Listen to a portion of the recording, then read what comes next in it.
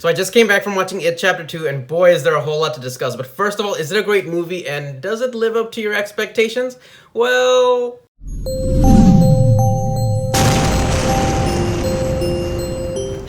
Hey guys, welcome to Khanvolution. My name's Khan, and right now I'm going to be doing a little mini review on It Chapter 2, which just recently came out in theaters. I actually went to go see it last night with a couple of my friends in a completely packed theater, which by the way, if you guys do go see this film, and I highly recommend that you do, you guys go watch it with a couple of people, because your experience of it will be that much more fun. I promise you, because I watched it in a packed theater, and I loved just laughing with everybody, getting surprised alongside everybody. It's an incredibly much more different experience, but I'll talk about that a little bit later, because the first part of this video is going to be a little non-spoilery talk, and then we'll jump into the bulk of the video, which is a complete, spoiler-filled discussion. And I can't wait to share my thoughts with you guys about, of course, what it is, what's its origin like, how did the losers actually end up defeating it, and ultimately how many of the losers survived. So let's start off with this discussion, guys, in the beginning. First of all, I really gotta hand it up to the talent directors for completely finding actors, not just actors, but well-known celebrities who look incredibly similar to the young actors from It Chapter 1. And I actually was surprised by how much they were able to play on the chemistry of the characters, because when in the opening, you see in the trailers, all the characters come back together. I was kind of worried going into the film, if they were going to be able to capture the same level of chemistry that the characters had with each other that they had in It Chapter 1, but fortunately, there is that chemistry there, and you're automatically reintroduced to these characters. You're automatically reintroduced to the story that is Derry, the town of Derry. Pennywise still is the same as he always is. Personally, I did think the young actress for Beverly, I think she would have been better portrayed by someone like Amy Adams, just in terms of physical features, not in terms of acting. I think in terms of acting, Jessica Chastain did a phenomenal job in capturing Beverly's emotions and her motifs and stuff like that. And I for example, Bill Hader and James McAvoy, I think they did a phenomenal job in portraying Bill and Richie's characters, the little things that they do with their mouth and their eye movements. And if you've watched It Chapter 1 enough times, you'll know what I'm talking about. They each of the young actors have their own little gimmicks that they have with portraying these characters, and I believe these actors did a really great job in copying those little tidbits, hand motions, facial maneuvers, all that stuff. And of course, looking like the characters goes a long way with aiding that process as well. In terms of Pennywise, I think Pennywise, this version of Pennywise 27 years later, his mentality is a little bit different in this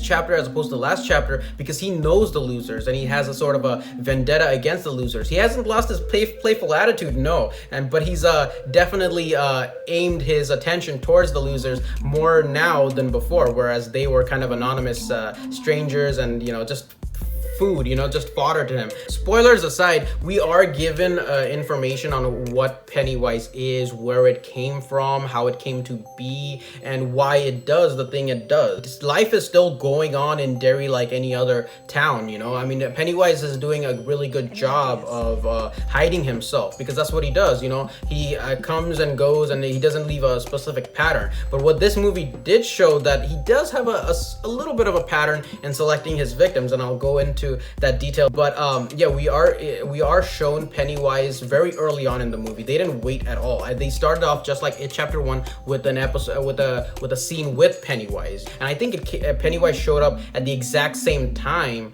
as he did in It Chapter 1. But like I said, if I had to compare It Chapter 1 with It Chapter 2, It Chapter 1 was far more scarier than It Chapter 2, because in It Chapter 1 you're kind of unsure about what it is, kind of a fear of the unknown, whereas in It Chapter 2 we already know what Pennywise is. So in order to us to be truly scared, we need to be scared in a new way. We need to see Pennywise in a new complete light, which we do and we don't, and I explain why that is. But it's kind of, this movie was very interesting to me because I wasn't scared at all. I was not scared by this film whatsoever. I was very scared by It Chapter 1. But I'll tell you guys this much, I don't want to criticize the movie for that, but I do want to commend the movie for not shying away from anything. It definitely earns its R ratings. There's a ton of F-bombs, there's a ton of blood, gore, dead bodies, all that kind of stuff, and they do a phenomenal job with it, and not only CGI but practical effects as well. But overall, I think that in terms of giving this movie props, they do not shy away from like showing blood and obviously the death of children. And those are the parts that really hit me hard. You know, out of everything in this film, the parts with the children, the child scenes, those are the scariest of all. Because, you know, they're children, dude. You don't want them to like suffer. It's just like crazy, man. I do understand this movie like becoming kind of getting a little bit boring for some viewers. I was never bored, but I did feel like there were some scenes that kind of dragged on for too long. This movie definitely felt like it was much longer, but I understand that sometimes needs to be done in order to fulfill the criteria or the content that was in this massive Stephen King book in the first place. And I think it would have done a phenomenal job as a TV miniseries. Each episode you could spend with each individual character. Each of them could have had their own confrontation with Pennywise, ultimately bringing all of them together at the end for the main confrontation. I don't know, what do you guys think? You guys can actually leave that in the comments below. Overall, this movie was very aesthetically pleasing if you're a fan of blood and gore, you know, but like it was authentic in that regard. The acting was great, the casting was marvelous. I think in terms of the timing, the movie did feel a little bit too long, but I do understand that was necessary in order for them to tell a full story. Let's just put it this way, I would give it chapter 1 8 out of 10. And if I gave that movie an 8 out of 10, I would give this movie like a 6.5 out of 10 or something like that. You know what I'm saying? Okay, so now here's a spoiler warning, guys. If you guys haven't seen the film or you guys just don't care, you guys can stick around. This movie completely starts off with what I feel like is a little bit overly gratuitous scene, because what happens ultimately is we're introduced to this couple, and they look like a very young couple, and while they're leaving a carnival, they're surrounded by these gangsters who pretty much beat them up because they're gay, you know, and they throw, you know, one of them off the bridge, you know, the same bridge we saw, you know, all those balloons coming from, and he gets picked up by Pennywise as he's coming, you know, as he's flowing down the river, and his partner's over there, you know, trying to get him out of the water, but then he sees Pennywise grab him, and then he pretty much bites his heart out. I mean, holy shit, dude. I mean, what this shows off right off the bat, that Pennywise does not discriminate based on who you are. You might be down on your luck, or you might be like, you know, soaring above the stars. The Pennywise still gonna eat your ass. He doesn't give a shit. But I just felt like, you know, when the gangsters were beating them up, it just felt like overly, you know, gratuitous violence that wasn't really necessary to get that message across. You know what I'm saying? But, you know, it did leave me with a sense of like, you know, holy crap, he's back. And it looks like the past 27 years he's been blowing a shit ton of balloons, because that's what you see at the end, dropping down. Basically what we see is that Mike has been in the town all these years. Everybody's, you know, found their own sort of way in life, but Mike is sort of just been there all these years, and he's kind of gone on his own little journey to discover as much as he can about Pennywise, and he is actually the person who brings everybody together. However, and here's the main thing, is that Stanley does not make it. Stanley ultimately offs himself. He commits suicide because he's ultimately too afraid to come and face Pennywise along with the rest of the Losers Club. And the reason he ultimately did it was because he said that he was like the weakest one, and he was too afraid to come back, and he said that he knew that he could not live with himself for not coming back, and he said the only way I could be there with you guys is to ultimately like off himself. I'm like, but it really felt like a anticlimactic way of explaining why he just offed himself, because when he did die, I thought it was Pennywise that was controlling him. I thought in the end we would see this sort of horrific scene with him and Pennywise, and why he was forced to do what he was, because he pretty much, you know, he turned his wife into a widow, because he did have like a family, you know, he did have a family. It was really sad to watch, you know, because like I actually really liked Stanley's character in the original movie, which by the way, I went to this movie thinking we were gonna get little hints of previous movies scenes, or we're gonna see the kids every now and then, but we saw the kids from the original quite a number of times, and I think they did a really good job of using CGI to like make them seem younger. Young Ben has this awesome scene with Beverly, and like Fire Beverly, as I'll go call it, because each of these characters have their own individual moments, and I think that's what like elongates the movie to like a full 3 hours, because you see all the characters come together, and they have this incredibly wonderful moment in the, you know, in the Chinese restaurant, right? And right at that restaurant, we see, you know, Pennywise starting to mess with them, you know, all the fortune cookie monsters start popping out, because you see in the monsters, like the fortune cookies open up, and one of them's like a crazy CGI eyeball. There's like heads floating in the fish tanks. There's like one of them is like a bat, one of them is like a embryo chicken pops out, and everybody starts to freak out, and it's just Pennywise, being like, hey, welcome back to Derry, son. Oh, by the way, Stanley couldn't cut it. Stanley couldn't cut it. All the I loved how like the fortune cookies messages came together. And it shows that Stanley couldn't cut it, so like basically reminding them that, oh, Stanley's dead. You guys are already down one loser, and I'm gonna come and get all your asses. The bully from the last movie also comes back, which, by the way, I don't know how the hell he survived falling into that well with hitting the rocks. His body should have been mangled up, but I guess Pennywise saved him. 27 years later, shows up with a balloon, and then sends his friend to pick him up, and he literally picks him up. Like a dead body in a car waiting for his friend to like pull him out of like that psychiatric ward. It's just absolutely insane. So this movie was very funny to me, guys. I found this movie, I found myself laughing on multiple occasions. Like I said, I did not find this movie scary whatsoever. I found this movie like quite hilarious at certain points. And Bill Hader and the characters of Richie and Eddie do a phenomenal job of keeping it like, when you have a what the F moment in the movie, they also say the same thing. Each of the Losers Club. I thought Ben's character, we see Ben as this like super successful individual, but then one moment he comes back to Derry, he reverts back to his old self a little bit. And that's the thing that was quite interesting to me, is because Mike, he's been in the town of Derry his whole life, so he has the memories of 27 years ago are very fresh in his mind, and that's why he's been at it for so long. He's listening to police scanners, he's learning the myth and legend of Pennywise, and this is something that he reveals to the losers when they return. And as they return, they start getting their memories back, because turns out when you leave the town, you lose the memories that you had of Pennywise and the incident and all of that. I mean, they obviously had like memories of each other, but they kind of forgot about what they experienced as a childhood. And I think it's sort of like symbolism of growing up. You kind of forget your childhood a little bit, but the moment they come back to the town, all those memories kind of like in a supernatural way are revealed to them once again. And of course you have that crazy scene in the Chinese restaurant with the fortune cookies. Eddie and Richie are like, we're getting the F out of here, you know what I'm saying? But obviously Pennywise is like, you guys ain't leaving so quickly, and they each like sort of split up and have their individual stories. In the midst of all that, you see this little girl who receives, by the way, when I was telling you guys that Pennywise has a pattern, like basically Pennywise's first victim, which was one of the dude's boyfriend who got eaten, got his heart eaten out.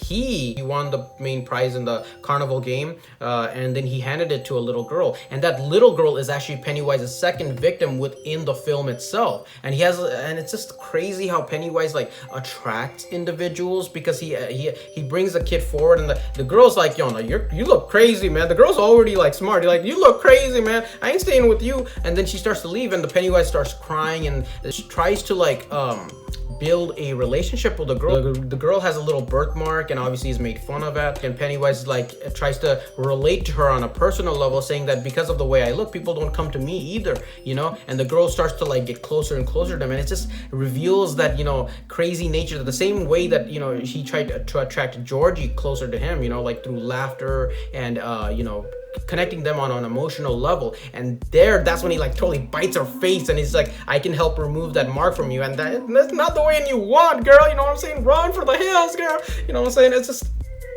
absolutely insane. And they do not shy away from the child gore, And then there was a point when Billy is trying to save this other boy who's actually like, when Billy comes back to the town, he sees this little boy who's living at his old house, kind of like a second Georgie in a way. And he's actually experienced Pennywise talking to him, like children's voices, and like the bathtub and the bathroom and stuff. And he tells the boy to run. Obviously the boy's like, you're crazy ass stranger, I ain't following you. But then he finds the boy again in the carnival, and it's that scene, when he's like, he's telling Pennywise, don't kill this boy, and Pennywise just completely annihilates the boy, man. Blood, guts, all over the place, you know what I'm saying? Those parts of the movie are what had me completely on the edge of my seat, Like I said, I wasn't scared because I know he gonna kill these fools, but just like the anticipation of it, the build up to it. But yeah, like I said, all the characters go their individual ways, have their own individual journeys. And there's this one scene with Eddie where I guess he like finds his mom strapped underneath a pharmacy,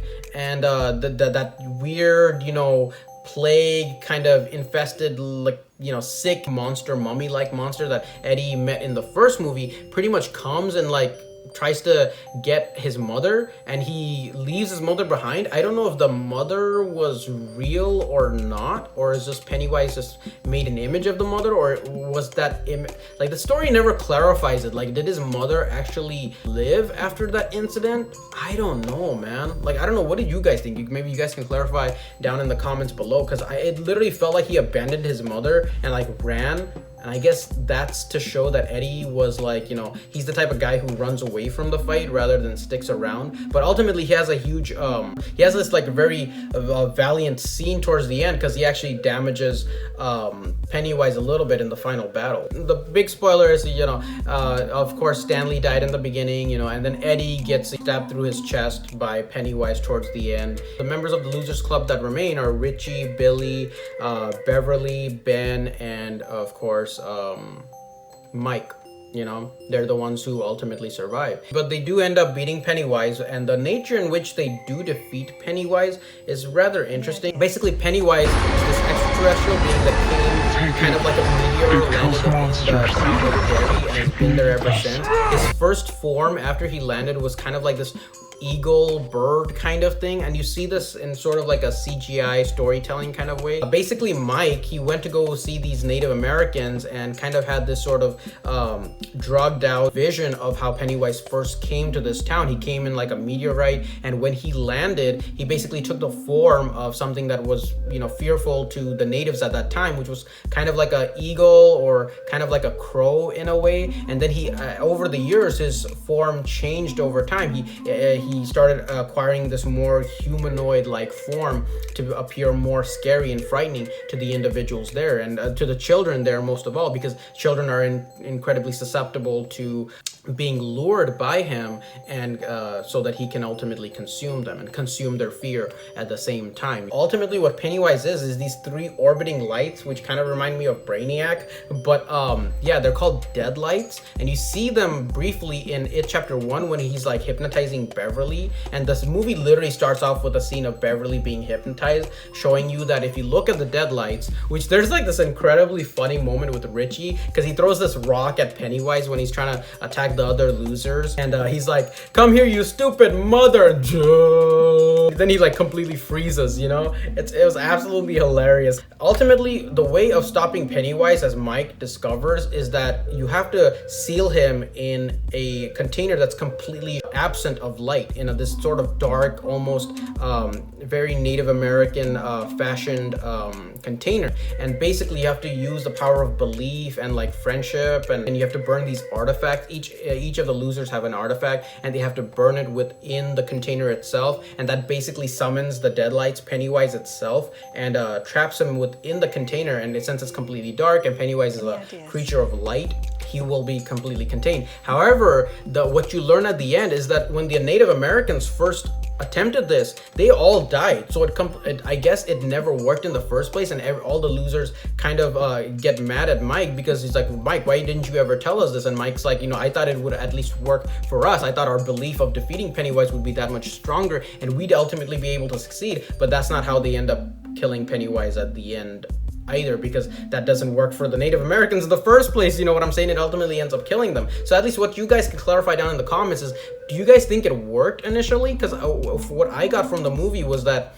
the Pennywise's initial containment never worked. That's why Pennywise was released and was able to continue wreaking havoc in the town of Derry for all these years, you know, because the initial containment strategy never worked. So basically, you know, Pennywise has come to this earth, taken a whole bunch of different forms, and, you know, now he just happens to be this clown. They're taking this clown form, and you do see Bill Skarsgård, the actor for Pennywise, in his you know, in his own, you know, without the makeup and stuff, but it shows him in, like, you know, in the past when he assumes that human form for the first time, him putting on the makeup and ultimately donning the mantle of Pennywise the clown, when, you know, that's the form that he's grown attached to the most over the years. And I thought they did that. I thought those scenes with Bill Skarsgård in the original Pennywise in his Pennywise clown form, those were the most horrific, you know, and those were the most fun to watch. But yeah, the key to defeating Pennywise was kind of anticlimactic, because basically all they did was shout mean words to him, and they weren't even that mean.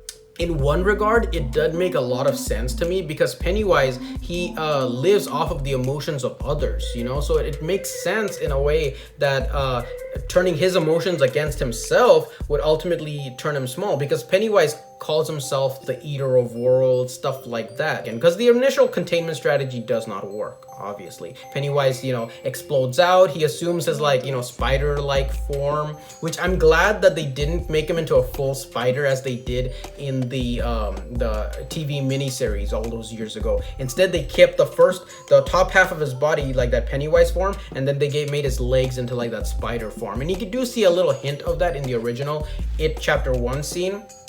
But in here, he assumes that like the bottom half spider-like form, and he tries to attack everybody in the sewers again, which is the final battle location. And each character splits up once more and has their own individual, you know, emotional struggles that they have to overcome before they're brought back together. And then, like I said, Eddie has this heroic scene where he takes that same weapon, that little pole weapon from the first movie, and he says like, you know, this is the weapon that can defeat Pennywise if you believe it is. And he throws it at Pennywise, and it does damage him, but Pennywise comes back and pretty much kills Eddie. And Richie was devastated by that, because what you don't realize about Richie is that this movie hints at the fact that he might be gay. He's afraid of, you know, telling the world about, you know, who he is and, you know, who he cares about. And you know, there's a scene where he writes his name on the bridge where he says R+. I was like, R+L equals J? Nah, dude. I was like, R+E he puts down because he wants to remember Eddie, and he truly had strong feelings for Eddie, even despite the fact that they butted heads against each other more than once. And this movie does a phenomenal job of rekindling that relationship between the two of them, and it really made Bill Hader's the complete standout of this film, guys. Like when he's happy, you're happy with him, and when he's sad and down, you know, you literally feel his emotions, dude. So if anything, go to the movie for Bill Hader, man. This movie does a phenomenal job of like depicting everybody's emotions. Bill Hader's the most. And yeah, so ultimately, you know, they defeat Pennywise, and the way he, like, I love the visual of him like just completely shrinking as the Losers Club, you know, belittle him even more, you know, talk negatively to him. Is like, you're nothing, you're like a piece of shit, you know. And that basically makes Pennywise turn small and shrivel up, and Mike ultimately reaches his hand in and pulls out Pennywise's heart and crushes it. And then Pennywise has this moment, is like, look how, you know, grown up you've become. And I don't really know if Pennywise kind of acknowledged them as, you know, equals or something towards the end, but it didn't really feel like Pennywise didn't really beg for his life, you know. At the very end, Pennywise was like still, you know, trying to prove himself as a sort of like this elemental godlike entity, you know, but he didn't like beg for his life when they pulled out his heart. He kind of was like, he tried to reach out, he had like these baby arms trying to reach out to try and stop them. But I did enjoy the visuals of it all. I just didn't enjoy the execution of how he went down. I thought they could have used a lot more harsher words against Pennywise. I mean, come on, man, this is an R-rated movie, so at the very least you could do is like completely go apeshit nuts on Pennywise with like the verbal dialect, right? Overall, it's a really enjoyable movie, so I highly recommend you guys watch it. In terms of like the visuals, I think the visuals are done fantastically. They have a really good mixture of CGI and practical effects. I do think the practical effects stand out much better than the CGI, because the CGI has this like, you know, very artificial look to it, artificial movement structure to it, and you clearly know which scenes are CGI and which ones aren't. And so they do a really good job of melding it together, but it's still kind of obvious in certain regards. So that did stand out. I wouldn't say it's a negative, but it does, like, you know, take away from the original scare factor a little bit that was present in the first It movie, I believe.